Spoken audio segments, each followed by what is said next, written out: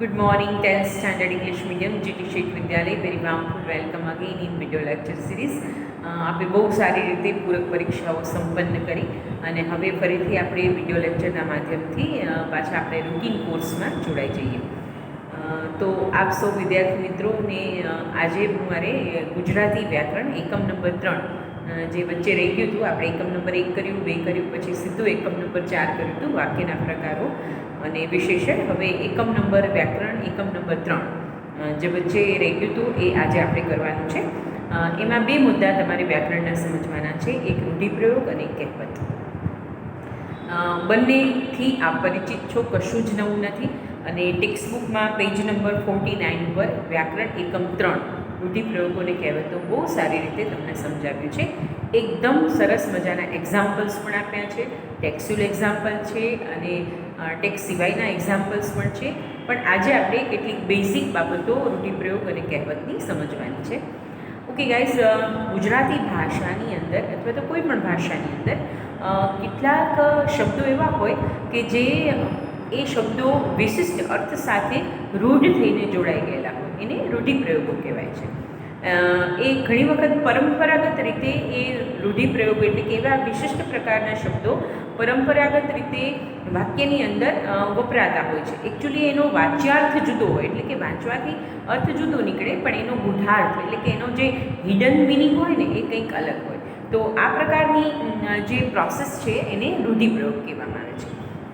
તો રૂઢિપ્રયોગ કંઈ તમારા માટે નવું નથી, પણ ટેક્સ્ચ્યુઅલમાં જેમ જેમ નવા નવા લેસન્સ આવતા જાય એમ તમારી સામે નવા નવા રૂઢિપ્રયોગો આવતા જતા હોય છે.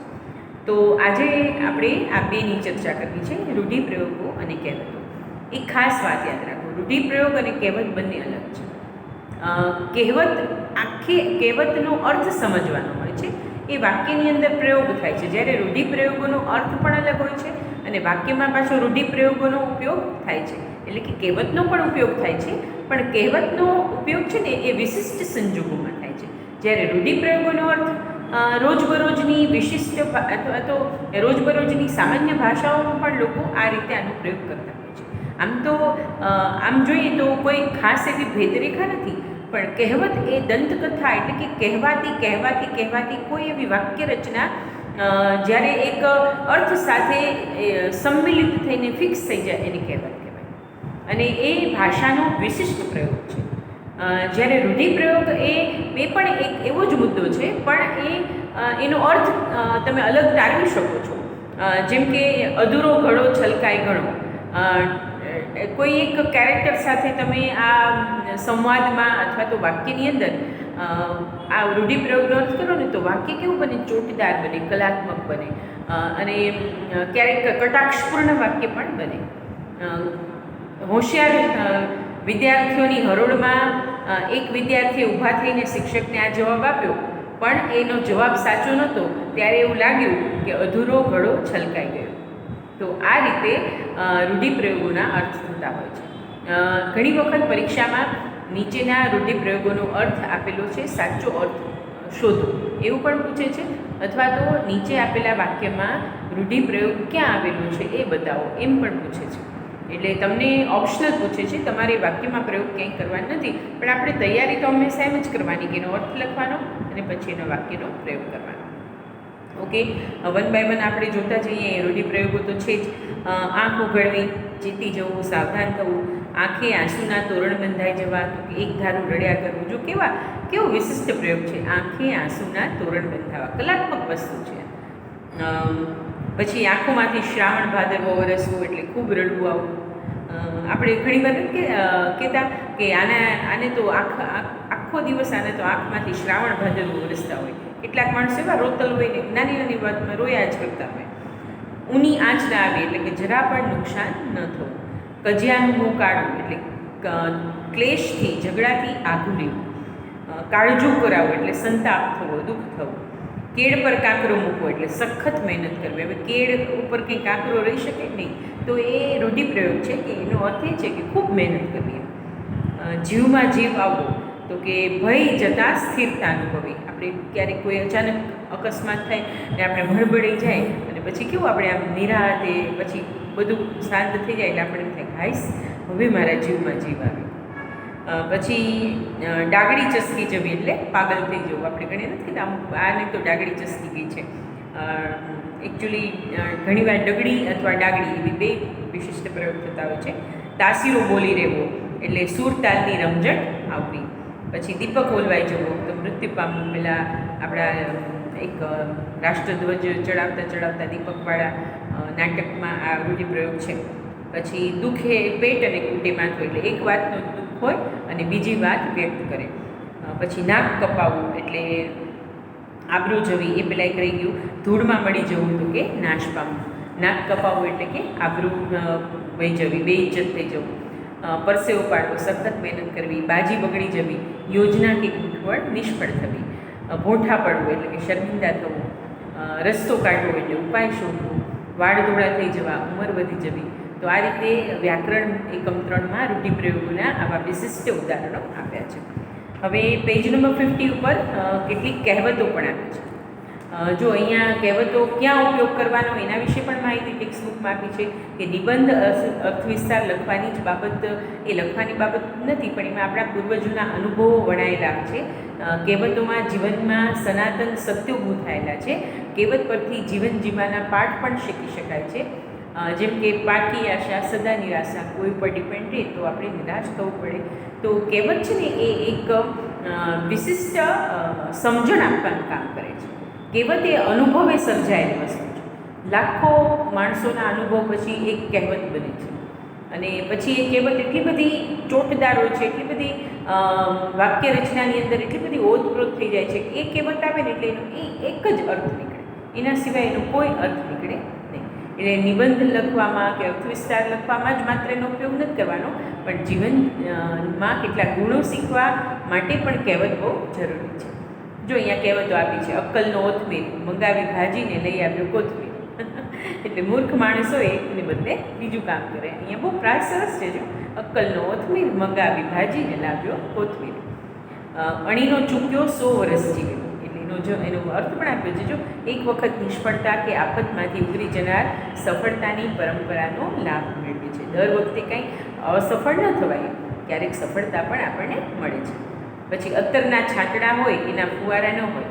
જે ચીજ જેટલી વપરાતી હોય ને એટલી જ વપરાય. અત્તર હોય એના છાંટણા કરવાના હોય, એને કંઈ ફુવારા ચાલુ કરવાના ન હોય. એ કહેવત થઈ ગઈ. જો પછી અપના હાથ જગન્નાથ, તો કે પોતાનું કામ જાતે કરવું એનાથી સંતોષ મળે, કામ સરસ થાય. તો આ પણ સરસ કહેવત છે. આપ સમાન બળ નહીં, મેઘ સમાન જળ નહીં. પોતાની જે તાકાત છે તો પોતાની જ છે. અને તમે કૂવાનું પાણી લો કે તળાવનું પાણી લો કે ડોલનું લો કે ડબલાનું લો કે તમારા અગાસીના ટાંકાનું લો, એ બધું ખૂટી જાય. પણ એક પાણી એવું છે ક્યારેય ન ખૂટે. કયું? મેઘનું, વરસાદના પાણીને કોઈ રોકી શકે? ન રોકી શકે. પછી કડવું ઓસળમાં જ પાય, તો કે જેને પ્રેમ હોય તે જ ન ગમતી પણ ઉપયોગી અથવા સાચી વાતની શિખામણ આપે. તમને મમ્મી કહે છે ને વાંચવા બેસ, લખવા બેસ, આમ કર તેમ કર, ત્યારે તમને એમ થાય મમ્મી શું લપ કરે છે આવી, હવે હું મોટો થઈ ગયો છું અથવા મોટી થઈ ગઈ છું, મને બધી ખબર પડે છે, આમ મમ્મીએ મને ન કહેવું જોઈએ. તો એનો અર્થ એ છે કે એ વસ્તુ ન કરવી જોઈએ આપણે. તો એનો એક વસ્તુ આખી પરિસ્થિતિ સમજવાની છે કે માં હોય એ જ આપણને કડવી દવા પાય, બીજા કોઈ આપણને કડવી દવા ન પાય. માં છે એ વિશિષ્ટ વસ્તુ સાથે આપણી સામે આવે છે. એ ઘણીવાર આપણને ખીજાય છે, ઘણીવાર આપણને કોઈ ન ગમતી વસ્તુ કહે છે, તો માની એ વસ્તુને સ્વીકારવી જોઈએ. હંમેશા આપણને બાજુવાળા આંટી આપણા વખાણ કરતા હોય, ઘણીવાર આપણને બહુ સારા લાગે કે જો એ મારા વિશે કેવું સારું સારું બોલે છે, પણ આપણી માને આપણા ગુણ અવગુણ બધી ખબર હોય છે. માં એવી હોય છે કે આપણી મર્યાદાઓને દૂર કરવાની સૌથી મોટી ભૂમિકા માની હોય છે. એટલે ક્યારેક ખીજાય, ક્યારેક કટકટ કરે તો નિરાશ નહીં થવાનું, એની ભૂમિકા છે. એ તમને ખીજાય, ચોક્કસ ખીજાય, તમને કાંઈક કહે અને કહેવું જ જોઈએ. જેની મમ્મી પોતાના બાળકો ઉપર ધ્યાન નથી રાખતી, એના બાળકોના રસ્તાઓ બદલાઈ જાય છે, બાળકો પોતાના લક્ષ્યો પૂરા નથી કરી શકતા. ચાણક્યએ તો ત્યાં સુધી કીધું છે કે જે મા બાપ પોતાના બાળકોને ભણાવવામાં ધ્યાન નથી આપતા ને એ એના બાળકોનું ભવિષ્ય બગાડે છે. એટલે મમ્મી પપ્પા ભણવા વિશેની કંઈક વાત કરે, કોઈ સારી વાત કરે, કોઈ સંસ્કારની વાત કરે, સારી ટેવની વાત કરે, તો ખોટું નહીં લગાડવાનું, એ એની ફરજમાં આવે છે. ઓકે, તો કડવા ઓસળતો માં જ પાય. પછી છે ગરત ગાંઠ, એની વિદ્યા પાઠે. જે હાથવગું હોય પોતાના કબજામાં હોય એ જ વસ્તુ કામની. ગરજ ગાંઠે, ગરજ એટલે પૈસા, એ આપણી પાસે હોય તો કામ ના આવે, અને વિદ્યા પાઠે એટલે વિદ્યા જો ભણેલી હોય પુસ્તકમાં હોય તો કામ ના આવે, પણ એ મગજમાં હોય તો કામ આવે. એટલે આ પણ બહુ સરસ કહેવત. પછી ઘરડા ગાડા વાળે એટલે કે અનુભવી લોકોની સલાહ ખરે સમયે કામ આવે. ઘરડા માણસો છે એ ભલે આપણને એમ લાગે કે આપણા જનરેશન સાથે સૂટ ન થતા આમ ને તેમને, પણ જ્યારે ખરેખર મુશ્કેલી આવે, કોઈ રસ્તો ન મળે, ત્યારે આપણે આપણા ગ્રાન્ડ પેરેન્ટ્સની કોઈ વાત પૂછવા જઈએ ને તો ચપટીમાં એનો હલ આપણને બતાવી દે. જાનમાં કોઈ જાણે નહીં કે હું વરની ફૂઈ એટલે કે પોતાનું સ્થાન નગણ્ય હોવા છતાં સઘળો વહીવટ પોતાના હાથમાં જ છે એવો આડંબર કરો. ઘણા વ્યક્તિઓ નથી કહેતા, એને એમ જ લાગે કે હું જ મહત્ત્વની છું, કુટુંબમાં મારા સિવાય કંઈ થાય નહીં, મને જ બધા પૂછીને કરે, હું ન હોઉં તો કાંઈ કશું જ ન થાય. એના માટે આ કહેવત છે કે જાનમાં કોઈ જાણે નહીં ને હું વરની ફઈ. જ્યાં પણ છે ત્યાં પરમેશ્વર એટલે કે એકતામાં પ્રભુતાનો વાસ છે. તો આટલી કહેવતો આમાં આપી છે. આ ઉપરાંત તમારી ટેક્સ્ટ બુકમાં ક્યાંક જે લેસનની અંદર કહેવતો અને રૂઢિપ્રયોગોનો પ્રયોગ થયો છે ત્યાં એ વિશિષ્ટ રૂપે શબ્દાર્થ અને ટિપ્પણ પછી આપ્યા છે, એનો પણ અભ્યાસ કરવાનો છે. અને આ રીતે પરીક્ષામાં કહેવતનો 1 માર્ક્સ છે ને 1 માર્ક છે રૂઢિપ્રયોગો. એટલે આજે આપણે વ્યાકરણ એકમ નંબર 3 જે વચ્ચે રહી ગયું હતું એ પાછું આજે આપણે કમ્પ્લીટ કરી લીધું છે. એટલે હવે વ્યાકરણ એકમ નંબર 1, 2, 3 અને 4 આ બધા જ મુદ્દાઓ આપણે સમજી લીધા છે. પછી નેક્સ્ટ વિડીયો લેક્ચરમાં આપણે વ્યાકરણના બીજા મુદ્દાઓની વિગતે ચર્ચા કરીશું. વ્યાકરણના મુદ્દાઓની ચર્ચા થઈ જાય એટલે જ્યારે પાઠ વાંચીએ ત્યારે પેન્સિલ લઈને બેસાય, જે વસ્તુ સામે આવે એની નોંધ કરવું જવાય. ઓકે, હવે એક પ્રેક્ટિસ વર્ક કરવાનું છે. ઓફકોર્સ આ તમારે પેજ નંબર 49 અને 50 ઉપર જે રૂઢિપ્રયોગો અને કહેવતો આપ્યા છે એ બિલકુલ લખવાના જ છે. યસ, ઓફકોર્સ તમારે બુકની અંદર જોઈને લખવાના છે, હોમવર્ક નથી, જોઈને લખવાના છે. શું કામ? તો કે એક વખત હાથ નીચેથી નીકળી જાય તો એ વસ્તુ આપણને લાંબો સમય યાદ રહે છે. વાંચવાથી તો યાદ રહે છે, પણ લખી નાખ્યું હોય તો આપણે થોડા કોન્ફિડન્ટ થઈ જાય છે. Okay guys, take care your self. અને હા, તમારા ગ્રાન્ડ પેરેન્ટ્સ અને પેરેન્ટ્સની પાસે પણ જો કોઈ કહેવત અને રૂઢિપ્રયોગોનો ખજાનો હોય તો એ પણ જ્યારે તમને સમય મળે ત્યારે શ્યોરલી એમને પૂછજો અને એમની પાસેથી શીખવાનો પ્રયત્ન કરજો. Okay guys, take care your self. અપના હાથ જગન્નાથ. આપણે જે કામ કરીએ આપણી જાતે કરીએ એ સરસ થાય. પાકી આશા સદા નિરાશા. હંમેશા કોઈની જાજી એવી અપેક્ષા રાખવી નહીં. આપણું કામ આપણે જાતે કરવું જોઈએ. અને છેલ્લે આજ કલ કરે સો આજ કર, આજ કરે સો અબ, પછતા એ ક્યાં હો ગયા જબ ચીડિયા ચૂક ગઈ ખેત. એક આવી એક કહેવત હિન્દીમાં પણ છે. એટલે જે કામ કરવાનું છે આજે જ કરવાનું છે, કાલ ઉપર છોડવાનું નથી. ઓકે, આટલા સારા વિચાર સાથે આજનો આ વિડીયો લેક્ચર હું અહીં સમાપ્ત કરું છું. આપ સૌ આપનું ધ્યાન રાખો અને અભ્યાસમાં ધ્યાન આપો. Okay guys, thank you.